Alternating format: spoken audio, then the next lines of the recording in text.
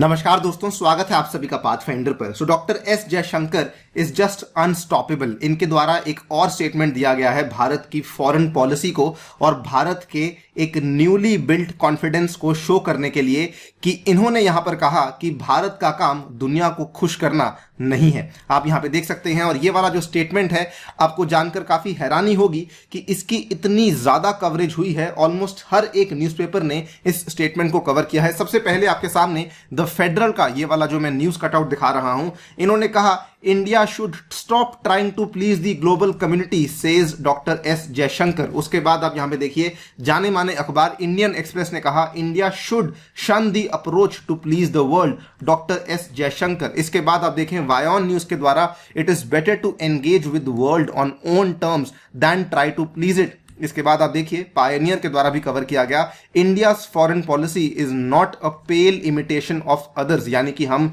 किसी और को कॉपी यहां पे नहीं कर रहे हैं बल्कि हमारी खुद की एक जो है इंडिपेंडेंट फॉरेन पॉलिसी बनी हुई है। इसके बाद आउटलुक ने बहुत ही बेहतर हेडलाइन से कवर किया a confident India asserts itself and tells western countries it will not toe their line, यानी कि हमने पश्चिमी देशों को साफ साफ बोल दिया है कि हम लोग आपके पीछे नहीं लगने वाले हैं बल्कि पूरे दावे के साथ अपनी जो नई स्वतंत्र विदेश नीति है उसको यहां पर पेश किया।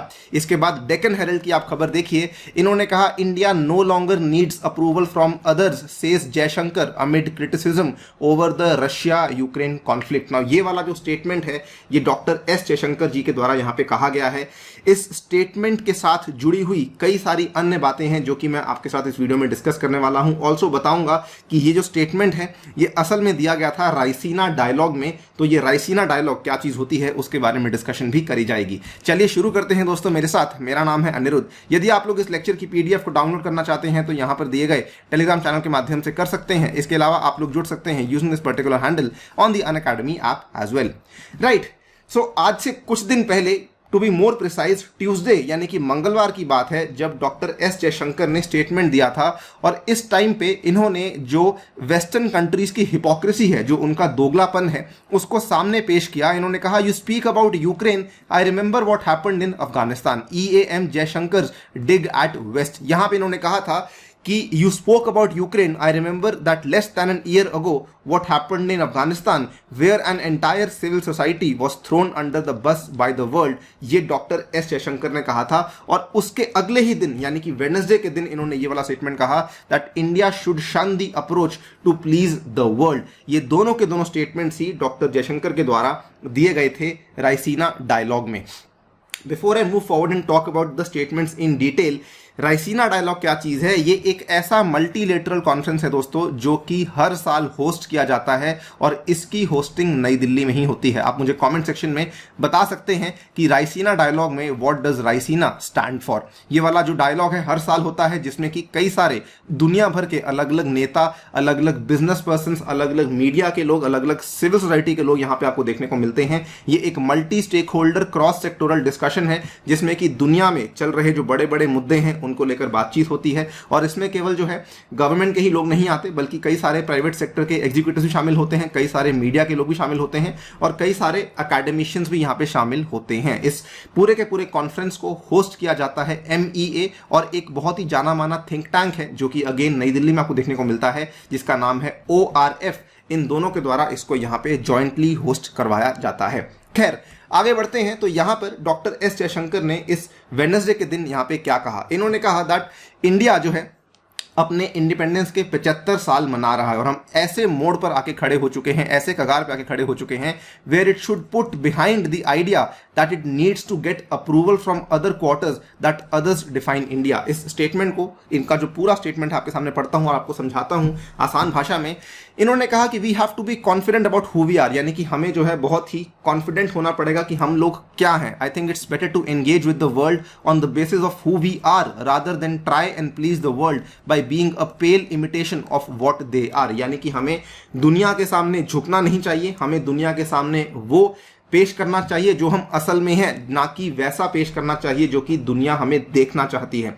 बल्कि साथ में इन्होंने ये भी कहा that idea that others define us, that somewhere we need to get approval from other quarters, I think that's an era we need to put behind। ये I think मेरी फेवरेट लाइन होगी इस पूरे के पूरे स्टेटमेंट में, जिसमें कि इन्होंने कहा कि ये एक ऐसा आइडिया है कि पहले लोग सोचते थे कि इंडिया को कोई और डिफाइन करता है, कोई और देश जो है वो इंडिया की डेफिनेशन को बनने में हेल्प करवाता है, और इंडिया को कुछ भी अगर काम करना है तो उनको वैलिडेशन चाहिए, उनको अप्रूवल चाहिए। लेकिन इन्होंने कहा कि उस पूरी की पूरी सोच को, उस पूरे के पूरे माइंडसेट को we need to put behind and we need to show कि एग्जैक्टली हम लोग कौन है, and we have to be confident about who we are, तभी जाकर के हम लोग उस पर्टिकुलर चीज को प्रेजेंट कर पाएंगे। बल्कि साथ में इन्होंने न्यू इंडिया की बात भी करी। इन्होंने कहा we should not be looking at the world with a sense of entitlement, we need to earn our place in the world. और यहां पर इन्होंने कहा कि this is the new India looking after its national interest and it is no longer willing to be diffident about it. यानी कि ये एक नया भारत है जो कि अपने राष्ट्रीय इंटरेस्ट के बारे में सोच रहा है,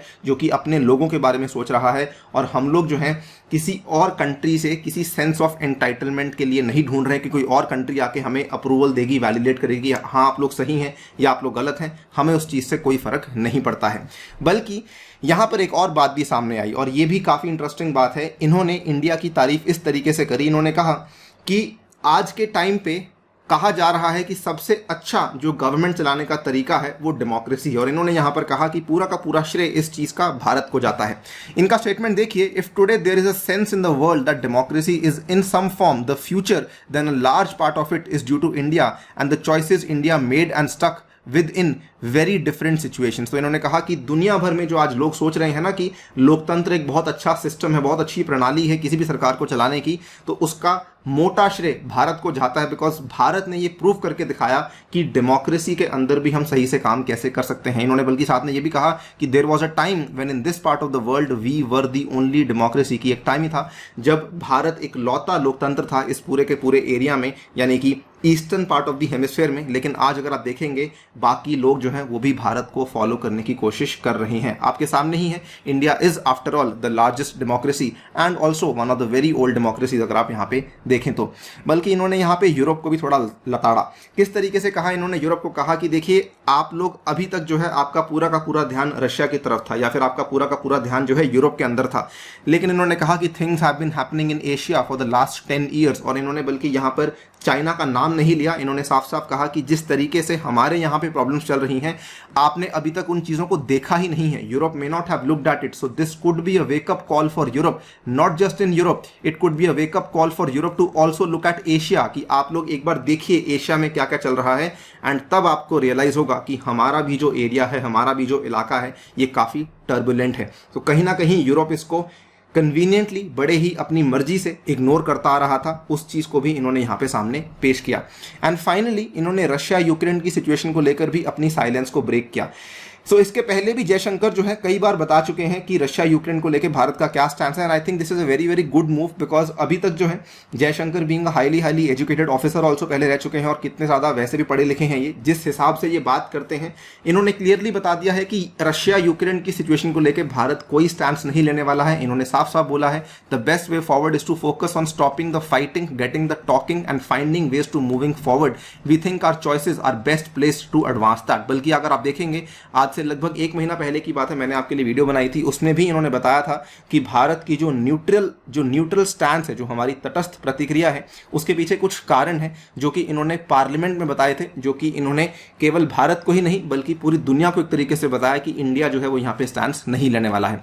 now this is something which doctor S Jaishankar has been doing for the past few days. I think ये काफी अच्छा स्टैंड है गवर्नमेंट का कि रादर देन की स्टेटमेंट्स कहीं और से ना आए, गवर्नमेंट ये इंश्योर कर रही है कि एक हमारा ऐसा मंत्री जो कि पहले ऑफिसर भी रह चुके हैं, जो कि बहुत पढ़े लिखे हैं, उनकी तरफ से जब ये स्टेटमेंट्स आते हैं, एक ऐसा नैरेटिव बिल्ड किया जा रहा है कि इंडिया की जो फॉरेन पॉलिसी है वो यहाँ पे कितनी इंडिपेंडेंट हो सकती है। ये ऐसे टर्बुलेंट टाइम्स में इंडिया यहाँ पे शोकेस कर रहा है। I think this is a very very awesome thing, और आगे जाकर के हमें इसका फ्रूट आज नहीं लेकिन कुछ साल के बाद देखने को मिलेगा, जब बाकी देश सोचेंगे 10 बार कि इंडिया को भी कुछ अगर क्या हम कमांड कर सकते हैं, क्या हम इंडिया को भी जो है कुछ बोल सकते हैं, because India is right now projecting itself as a very very strong foreign player.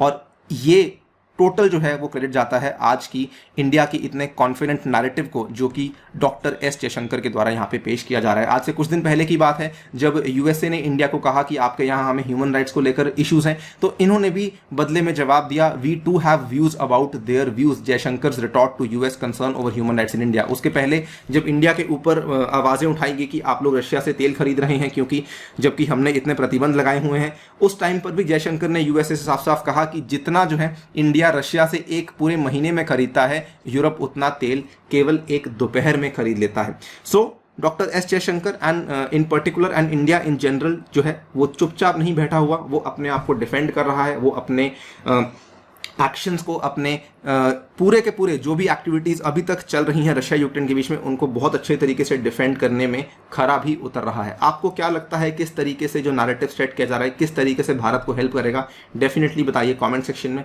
दोस्तों फिलहाल के लिए वीडियो में इतना ही। जाने से पहले बताना चाहूंगा अनअकैडमी का जो ऑफर है दोस्तों उसको 30 अप्रैल तक एक्सटेंड किया गया है, जिसमें कि अगर आप लोग अन्य यूपीएससी कोड इस्तेमाल करते हैं तो आपको 20% का डिस्काउंट मिलेगा। ये वाले आपको दाम यहाँ पे देखने को मिल सकते हैं। इसके साथ ही में आपको यूपीएससी की प्रीलिम्स बुकलेट्स भी ऑफर करी जाएंगी अगर आप लोग इस कोर्स को परचेज करते हैं। अगर आप कोई भी 1 साल या उससे अधिक का कोर्स परचेज करते हैं तभी आपको ये वाली बुकलेट्स अवेलेबल करवाई जाएंगी। साथ ही में आपको ये वाले बैचेस उपलब्ध करवाए जाएंगे और आपको आइकॉनिक में आपको study planner, mains answer writing practice और पर्सनल कोच भी अवेलेबल करवाया जाएगा। इसके अलावा अनअकैडमी के कॉम्बैट में आप लोग हिस्सा ले सकते हैं on this coming Sunday using the code ANI UPSC। Thank you so much for listening, stay tuned and stay safe.